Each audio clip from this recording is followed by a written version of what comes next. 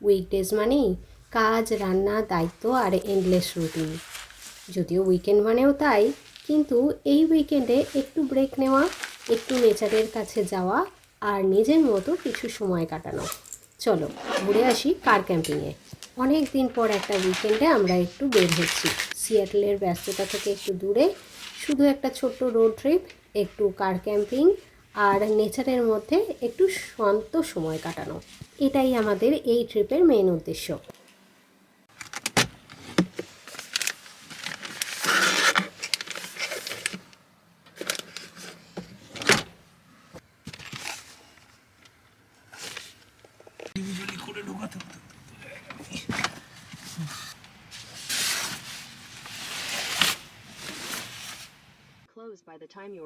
সিয়াটেলের road ট্রিপগুলোর একটা আলাদা feeling আছে। একটু পরপরই সিনারি বদলে যায়। তোমরা দেখতে থাকো, বুঝতেই পারবে কীরকমভাবে পাল্টে যাচ্ছে সিনারি। সিয়াটলের সবুজ ভিজে পাইন ট্রি ভরা রাস্তা পেরিয়ে যখন আমরা স্টিমবোট রক স্টেট পার্কের দিকে যেতে থাকলাম, ধীরে ধীরে ল্যান্ডস্কেপটা যেন পুরো পাল্টে গেল। শুরুর দিকে চারপাশে ডেন্স ফরেস্ট ছিল, ক্লাউডি স্কাই ছিল আর সেই typical Pacific north West vibe. কিন্তু যত ইস্টার্ন ওয়াশিংটনের দিকে এগোচ্ছিলাম তত রাস্তার দুপাশ খুলে যেতে লাগলো। সবুজ পাহাড়ের জায়গায় এলো শুকনো গোল্ডেন ব্রাউন মাঠ, আর আকাশটা যেন আরও বড় হয়ে গেল, কারণ গাছগুলো কমে গেছে, আকাশটা আরও বেশি দেখা যাচ্ছে। আর একটা জিনিস বারবার চোখে পড়ছিল, অসংখ্য উইন্ডমিল। দূর থেকে একদম সিনেমার মতো দেখতে লাগে। বিশাল বিশাল উইন্ড টারবাইনগুলো একসাথে ঘুরছে, মনে হচ্ছে যেন নেচার আর টেকনোলজি পাশাপাশি দাঁড়িয়ে রয়েছে। ভারতে আমরা সাধারণত উইন্ডমিল এত বেশি একসাথে চোখ দেখতে পাই না। এখানে ওয়াশিংটনের এই সাইডে আসলে বুঝতে পারা যায় রিনিউয়েবল এনার্জি নিয়ে আমেরিকা কতটা সিরিয়াসভাবে কাজ করছে। এই উইন্ড ফার্মগুলো হাজার হাজার বাড়িতে ইলেকট্রিসিটি পৌঁছে দেয়। সবচেয়ে ইন্টারেস্টিং ব্যাপার হলো মাত্র কয়েক ঘন্টা ড্রাইভের মধ্যেই ল্যান্ডস্কেপ এত ড্রামাটিকভাবে চেঞ্জ হয়ে যায়, মনে হয় যেন এক স্টেট থেকে অন্য স্টেটে চলে এসেছি। আমরা আজকে যাত্রাপথে বেশ কয়েকটা জায়গায় স্টপ নিয়েছিলাম। যেমন এইটা হলো সোপ লেক। ওয়াশিংটন স্টেটের এই এক ছোট্ট ইউনিক লেকটার নাম এসেছে এর জলের বিশেষ বৈশিষ্ট্য থেকে। সোপ লেকের জলে অনেক বেশি মিনারেল আছে, বিশেষ করে বাইকার্বনেট আর সালফেট। আগে নেটিভ আমেরিকান মানুষরা এই লেকের জল দিয়ে স্নান করত, কারণ জলে প্রাকৃতিকভাবে সাবানের মতো ফেনা তৈরি করতে পারত এবং সেটা স্কিনের জন্যও বেশ ভালো মনে করা হতো। সেই থেকেই নাম হয়ে গেছে সোপ লেক।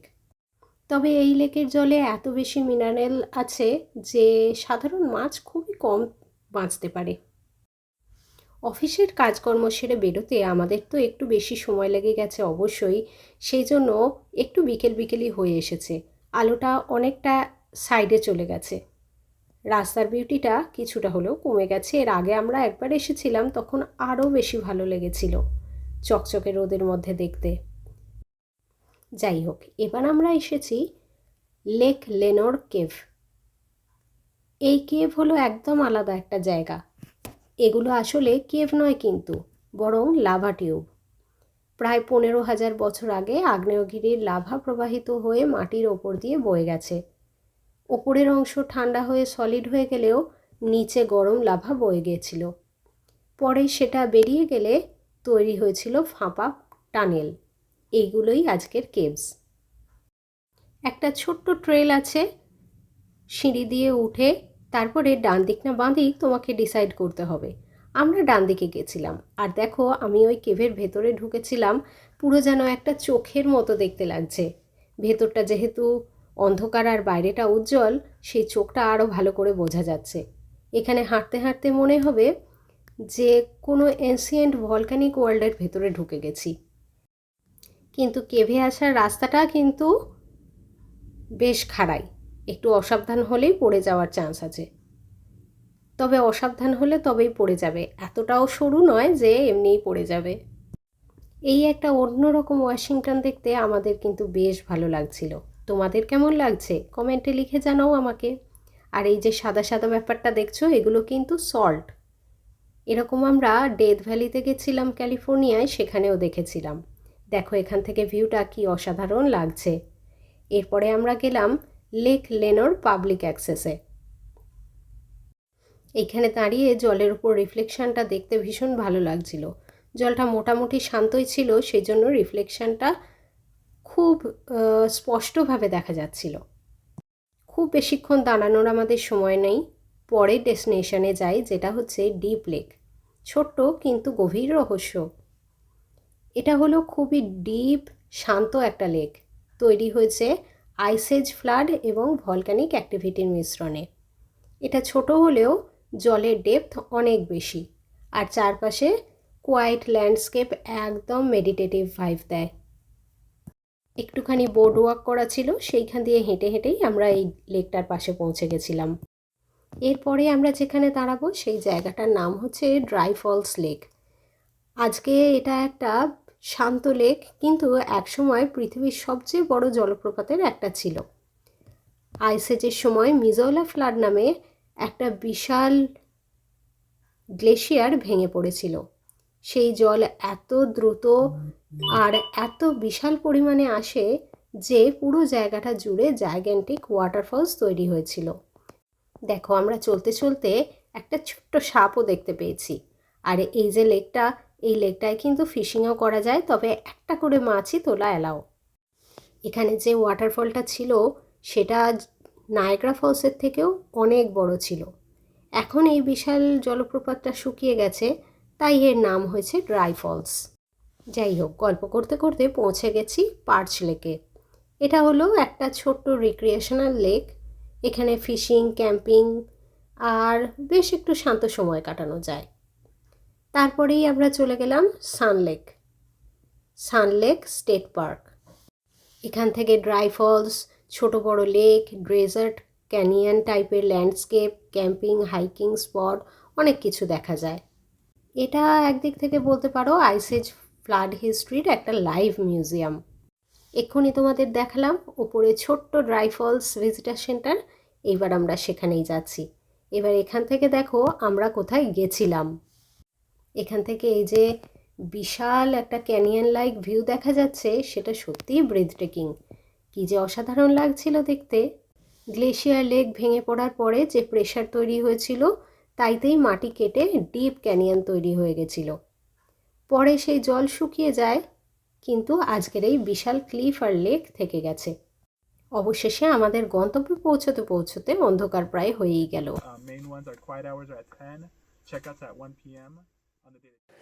আমরা এসেই আগে খেতে বসে পড়েছি। পৌঁছতে পৌঁছতে 9টা বেজে গেছে। খিদেও পেয়ে গেছে প্রচণ্ড, দিয়ে আগে খেয়ে নিচ্ছি। এমনিতেও তো অন্ধকারে কিছু করবার নেই, খাওয়াটাই এখন কাজের।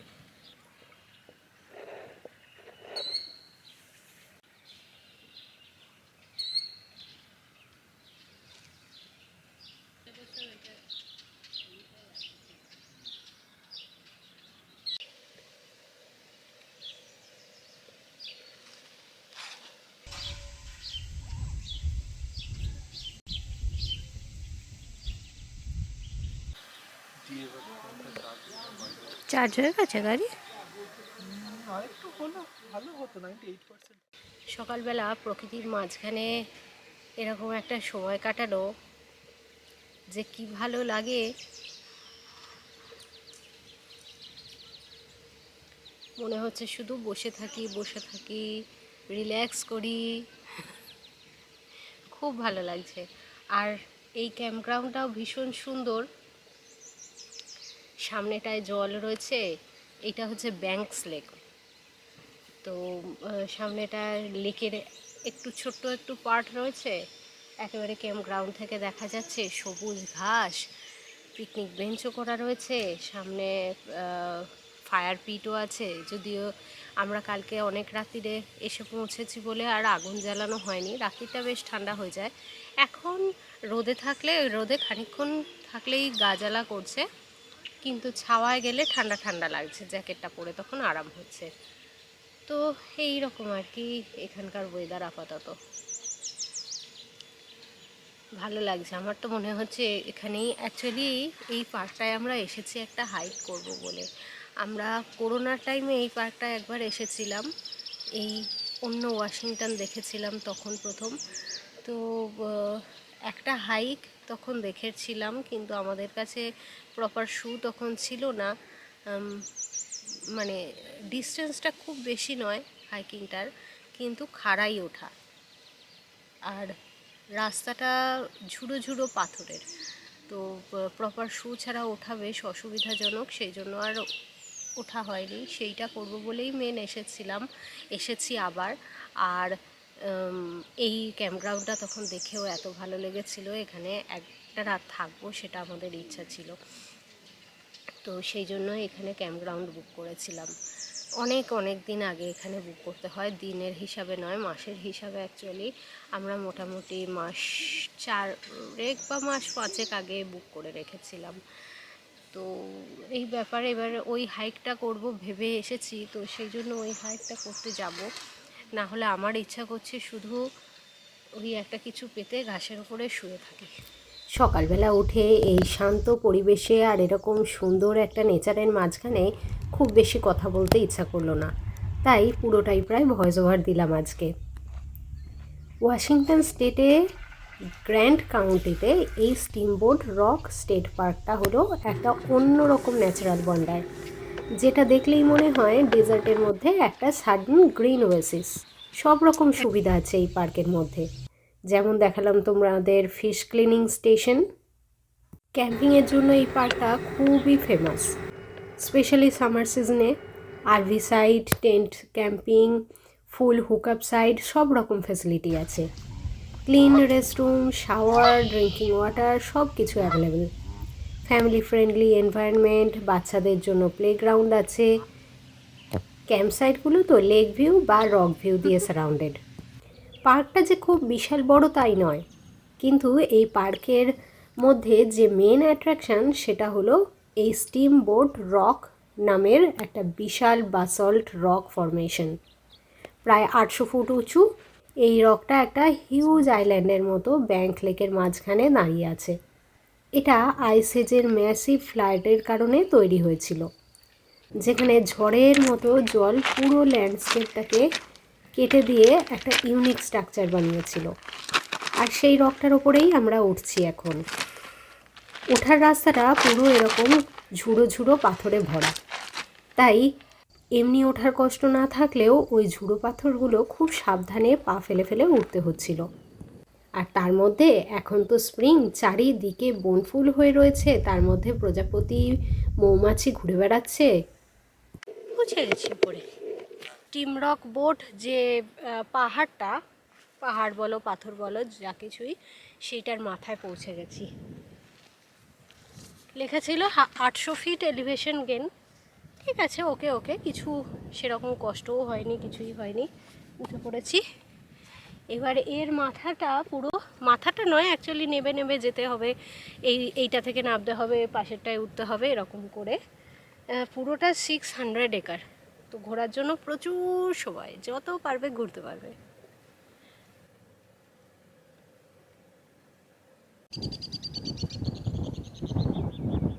মানে কিছুই নেই লিটারালি, ওই দিকটা তো জল, তার মানে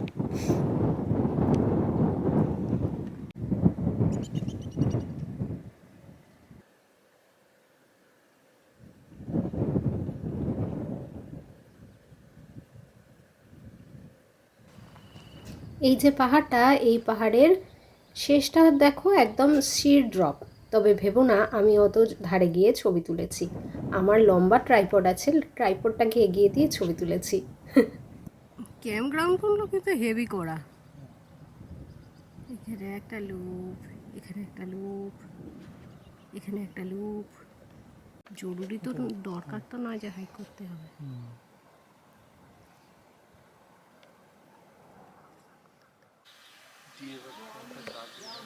চার্জ হয়ে গেছে গাড়ি? আরেকটু হলো ভালো হতো, 98% হয়ে। এই পার্কটা থেকে চেক আউট করে আমরা এবার যাচ্ছি অন্য একটা পার্কে, আরেকটু বাড়ির কাছে এগিয়ে থাকছি।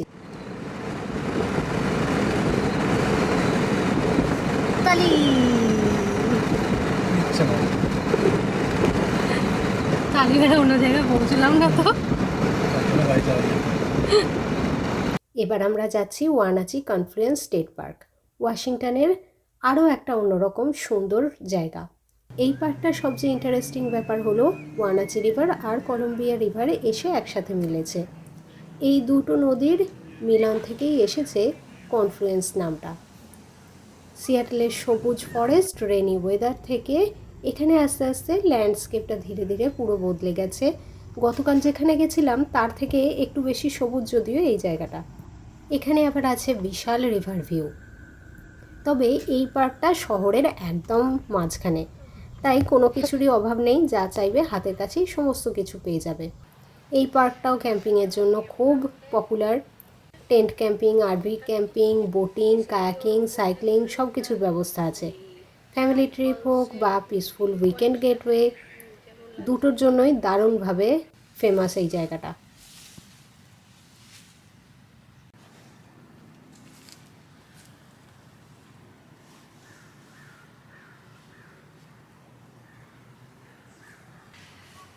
আমি এখানে এসে একটু স্লো লাইফ ফিল করছিলাম এবং সেটাকেই এনজয় করতে চাইছিলাম।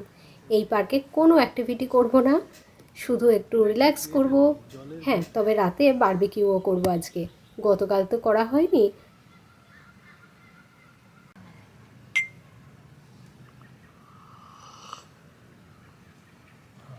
এই দিকটা সবুজ, এটা স্প্রিংয়ে করা ছিল, কপি সিরিয়াস ছিল।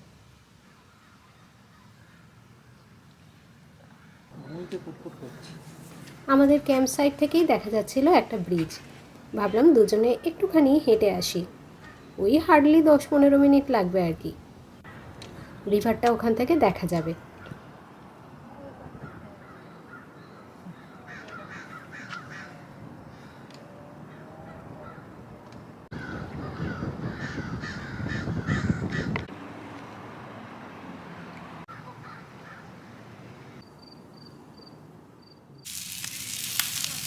দু পিস একটু কমই কর, বুঝলি তো? আচ্ছা, যদি তো ইয়েতে দেবো, আমার মনে হয় পেছনের দিকে তুলে নে। ও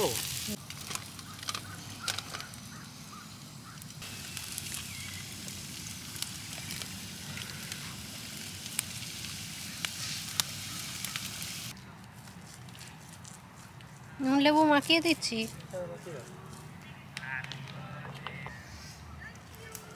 চিকেন, ভেজিটেবল সব কিছু গ্রিল করে আমরা রেডি এবার ডিনার করতে। কালকের ব্লগে একটা দারুণ জিনিস থাকবে, তোমরা কালকের ব্লগটাও মিস করো না। আজকেরটাও নিশ্চয়ই ভালো লাগলো, আমাকে কমেন্ট করে জানাতে ভুলো না। ভালো লাগলে লাইক করো, শেয়ার করো।